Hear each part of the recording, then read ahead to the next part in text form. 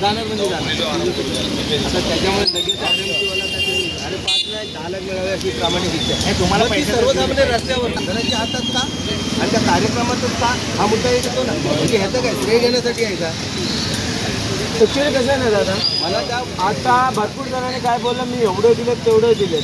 आतापर्यंत त्या मुलाला कुणी 1 रुपया नाही दिला. हा मुलाचा फुफा आहे, आता मुलाचा बाप येणार, आता मुलाचा मामा येणार आणि सगळं अपडेट मी सकाळपासून संध्याकाळपर्यंत त्यांच्यासाठी घेतलेलं आहे.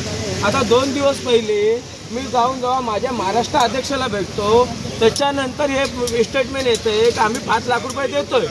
तर 5 लाख रुपये तुम्ही आज देतोय म्हणून नका बोलू, तर येऊन त्याच्या घरी द्या. नाही पण माझं म्हणणं काय आहे, पण थोडी देतोय काय माझं म्हणणं आहे 5 लाख रुपये देऊ 50 लाख रुपये जास्त मिळेल. असं आहे पैशाची मदत आहे ना कोणाला झाली पाहिजे, त्या मुलाला झाली पाहिजे. पण तुम्ही मोठी सभा घेणार का त्यासाठी? सभा मुलाच्या ह्याच्यासाठी का घेणार? बरोबर त्यांचा पदाधिकारी राममोहन शर्मा सांगतो काल त्यांची एक बाईट दिली आहे की आम्ही कुठं बंगाली कार्यक्रम आहे त्या बंगाली म्हणजे तुम्ही काय त्याचा हे उडवताय का? मी गोष्ट बोलू आज मी तुम्हाला सकाळी कॉल का केला? बरोबर ना, मी एवढ्या दिवस तुम्हाला कॉल केला कधीच नाही. मी आज सकाळी कॉल करण्याचं कारण काय, हे लेटर मी तुम्हाला का दिलता जेव्हा इथे तुम्ही झोपून सगळं काय केलं सगळ्या पक्षांनी बरोबर आणि त्यानंतर या गाड्या चालू होतात तर तुम्ही तोडू नाही शकत काय? बरोबर आहे. रहिवासी एरियामध्ये जेव्हा गाड्या चालू होतात आपली ताकद नाही तोडायची. त्यांनी कोर्टाचे आदेश जेव्हा आपण सील मारू शकतो कोर्टाचे आदेश आणले तर आपण कोर्टात जावं लागेल.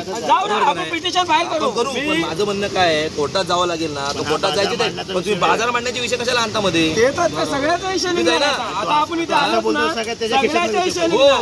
अगर राम भवन अगर देतोय ना तो स्वतःच्या खिशानी देतोय तर तिथे दे, ते तिथे प्लॅन वाल्याकडे घेऊन देतो तर प्लॅन घरी जाऊ सांगायची गरज काय? हो आज तुम्ही पण थोडी त्यांना आर्थिक मदत केलेली आहे. मला एक गोष्ट सांगा, मला एक गोष्ट घरी जाऊन एक मिनिट आता ते वडील कुठे सांगायची काय गरज आहे? या वडील आहे आई वडील आहे बरोबर आहे. आता या प्रभागामध्ये झालं जे काय प्रकरण झालं बरोबर आहे. या प्रभागातून कोण तिकडे घरी आलं म्हणजे आम्ही दुसरे कोणी आले का? आणि आम्ही बोलले चालू होतो आम्ही ते व्हायरल करणार पण सांगितलं होतं की आम्हाला बाहेर नाही सांगायचं की काय मदत करतो काय नाही. आमचं म्हणणं एवढं की काल एक जण उठतो प्रभागातून आणि तो सांगतो की आम्ही देतोय तू देत नाही, ते प्लांटवाले देत आहेत ना, त्यासाठी वेगळा प्रोग्राम करायची गरज आहे का? तुमच्या मुलाचं झालंय ना तुमच्या घरी येऊन द्या ना. ते सांगतात की आम्ही मोठा प्रोग्राम करतो हे करतो म्हणजे त्याच्यामध्ये तुम्ही राजकारण करता का? अजून प्लांटवाला मी तुम्हाला सांगतो हे प्लांटवाले पण आम्ही जागे केलेत. आम्ही जेव्हा परवा तेव्हापासून चालू केलं ना तेव्हा त्यांनी सांगितलं, मी त्यांना बोललो एखादा जीव जातो समजा त्या मुलाचा, तुम्हाला त्या मुलाच्या घरी जाऊन मदत द्यायला पाहिजे का प्लांट चालू करायला पाहिजे? तेव्हा ते बोलले की ठीक आहे आम्ही मदत चालू करतो. हा कोणतरी उठतो. आता सगळे न्यूजवाले इथे आहेत, पहिली गोष्ट ऐका पाहिजे आणि मग 1 मिनिट सगळे न्यूजवाले इथे आहेत. आता पहिली आमची मेहंदीसाठी ओके जेव्हा देत झालती त्याच्यानंतर आपण इथे श्रद्धांजली दिली तेव्हा तुम्हाला पैसे कोण दिले? RPIच्या सेलेकर साहेबांनी 5100 रुपये ठीक आहे. त्याच्यानंतर जेव्हा आपण त्या मेडिकलमध्ये काश्मीरला जातो ते साहेब आपल्याकडे आले तुम्हाला बोलले की आम्हाला तुम्हाला काय मदत करायची आहे. त्यांनी तुम्हाला कितीची मदत केली तुम्ही आता मला फोनमध्ये सांगितलं 10,000ची. आता ज्यांनी मदत केली त्यांनी घरी जाऊन केली तिथं त्यांची अंत्यविधी होती तिथे केली. तुम्हाला तेव्हा पण काय सांगितलं होतं की आपल्याला बाहेर या गोष्टी सांगायच्या नाही. पण हा हरामखोर 4 चौकामध्ये बाईट देतोय 5 लाखाची मदत करणार, तू तुझ्या खिशातून करणार आहे का? प्लांटवाले आहेत ना, मग ते प्लांटवाले आणि ती फॅमिली ते बघून देतील ना. आता आम्ही समजा तुमच्याकडे आलो आम्ही काय मीडियाला बोलवलं का? सांगितलं का? तू कशाला शांतपणा करतोय? आज आपल्या विभागमधलं प्रताप सर नाईक अगर बोलायला गेले तर मंत्री आहे. हा मुलाची डेथ झाली त्यांच्या विभागमध्ये झाले. इथे जेव्हा 80 गाड्या काच तोडल्या जातात तेव्हा येतो, पण एका मुलाची मृत्यू झाली तर तिथं पाहायला नाही येत. का नाही येत?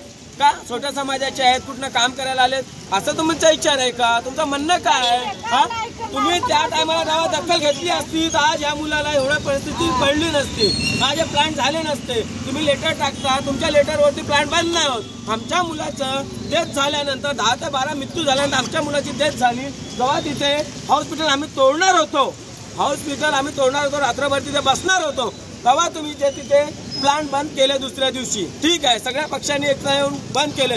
तर मग सगळ्या पक्षांनी एक सोबत का नाही आले आज जेव्हा प्लांट चालू झाले तर? म्हणजे काही पक्षांनी पैसे घेतले का? आज सगळे पक्ष काय झोपलेत का? आज का नाही जागे आहेत ते पक्ष? हा, त्या दिवशी तर लोळून गेले.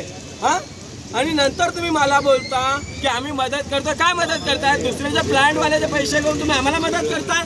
तुम्ही तुमच्या खिशातनं मदत करताय ती सांगा.